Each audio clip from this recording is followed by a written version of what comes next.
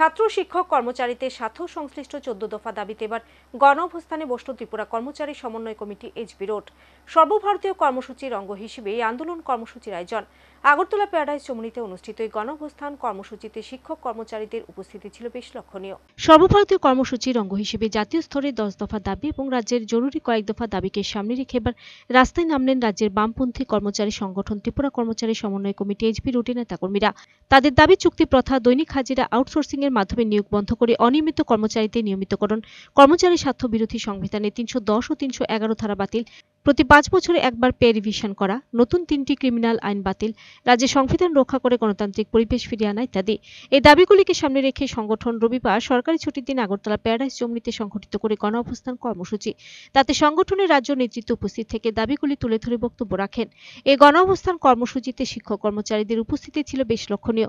সরকারি কর্মচারী সমন্বয় কমিটির রাজ্য নেতৃত্ব মহুয়া রায় সংবাদ মাধ্যমের প্রতিনিধিদের মুখোমুখি হয়ে বলেন, সর্বভারতীয় কর্মসূচির অঙ্গ হিসেবে এদিনের এই গণ অবস্থান কর্মসূচি। গণ অবস্থান থেকে রাজ্যের শিক্ষক কর্মচারী থেকে শুরু করে সমাজের বিভিন্ন অংশের মানুষের দাবি দেওয়া সরকারের দৃষ্টিতে নিয়ে যাওয়ার সিদ্ধান্ত নেয় সংগঠন।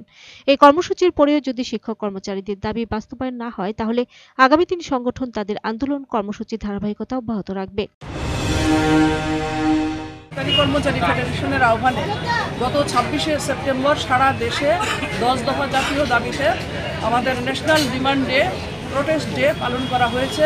সেই কর্মসূচির অঙ্গ হিসাবে আজকে আমরা ত্রিপুরা রাজ্যে এই রবিবার দিন আমাদের রাজ্যের শিক্ষক কর্মচারী সমাজকে নিয়ে 10 দফা জাতীয় দাবি এবং রাজ্যেরও বেশ কিছু দাবি যেমন 14 দফা দাবি নিয়ে আমরা এই গণ অবস্থান থেকে দেশের সরকারের কাছে, রাজ্যের সরকারের কাছে আমরা একটা বার্তা দিতে চাইছি যে শিক্ষক কর্মচারীদের যে ভবিষ্যৎ নিরাপত্তা এটা সরকারের দায়িত্ব, সরকারি কর্মচারীদের।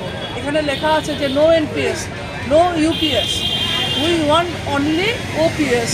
পুরনো যে পেনশন সিস্টেম সেটাতে আমরা দাবি করছি, সারা দেশের শিক্ষক কর্মচারী সমাজে এটা দাবি করছে।